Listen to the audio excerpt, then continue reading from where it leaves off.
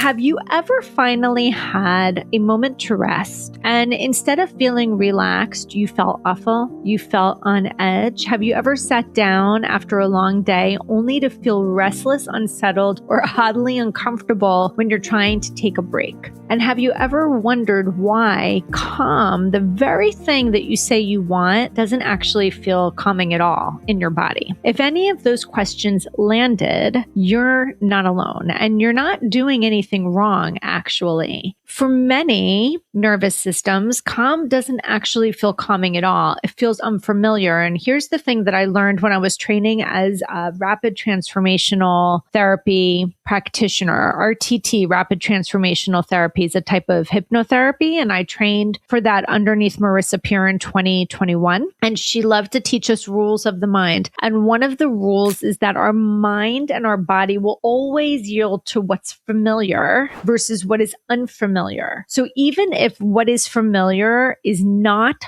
functional, it will yield to it. So if calm is not a familiar feeling, then we're not going to want to do it. It's very exposing and it feels very unsafe. And if you've ever tried to slow down only to feel more anxious, more activated, there's a reason for that. And I hate it when people think this is like mind over matter and they say it's willpower. This is not about willpower. It's about how the nervous system learned safety. This is where people often get confused and discouraged. And I'll hear people say things like, why can't I relax? Or why do I feel worse when I slow down? I have time to finally rest. And as soon as I sit down, my anxiety spikes. So they assume things like something must be wrong with me. But once you understand what's happening, the response actually makes a lot of sense. So for a long time, calm felt foreign to me. Quiet did not feel peaceful. Stillness did not feel settling. It was very unsettling. It felt very vulnerable. I felt edgy, itchy, like I'm supposed to fill in the blank, be doing something else. And that left me feeling very exposed. And because I didn't understand why, I thought calm was something I needed to force. So I just stayed busy. And I stayed productive and I stayed mentally engaged, not because I didn't want to rest, but because rest didn't feel good. It didn't feel safe. It felt uncomfortable. Here's the reframe that changes everything for this. Calm isn't just the absence of stress. Calm is a state of safety. So if your nervous system learned safety through vigilance, readiness, or responsibility, then slowing down can feel very triggering. It can feel like letting your guard down. And to a nervous system that learns stay alert or something bad will happen, calm feels like a threat. So sit with that for a second. I want you to take a moment and think about if you were somebody that learned safety through vigilance and responsibility and always being prepared and being 1,000 steps ahead. And then when you sit down,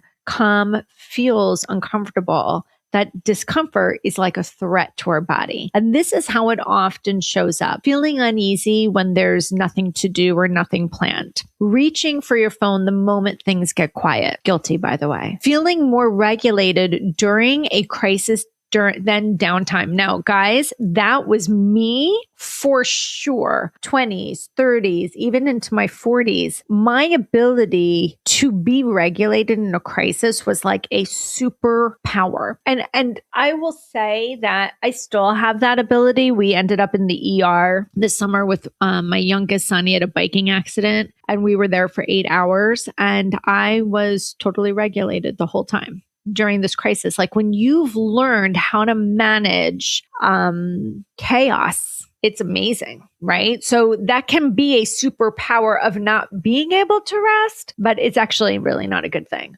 Getting restless on vacation, guys. Have you ever finally gotten to that island, sat in that chair, had that little coconut drink with the straw, could take a deep breath, and then you don't know what to do with yourself? Or when you feel guilty when you rest, needing structure, noise, or movement to feel okay. If any of these things sound familiar, it doesn't mean that you don't want peace. What it actually means is that you've trained your nervous system, or your nervous system has learned that calm is not safe. Okay. So this is why forcing yourself to be calm or forcing yourself to relax doesn't work. When you push for calm before safety is established, your nervous system will interpret that as a loss of control. Think about that. When you push for calm before safety is established, your nervous system is going to interpret that as a loss of control.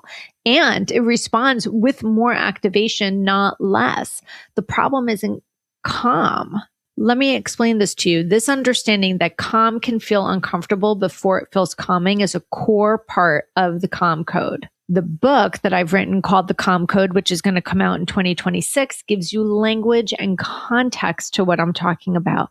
And my live 8-week course, also called The Calm Code, is where your nervous system is supported in learning slowly and safely that calm doesn't mean danger, it can mean safety. I want to end here. These episodes and my work matter so deeply to me because I truly, truly believe that we cannot heal what we don't understand. And in order to understand why we, experience restlessness, anxiety, burnout, overwhelm, we need to have access to better information that removes shame, information that explains the body, information that helps us make sense of ourselves. So in this really short episode, I hope that this was beneficial. As you know, my name is Stacy Schaffer, non-clinical trauma care practitioner, creator of the Calm Code, and I will see you on the flip side.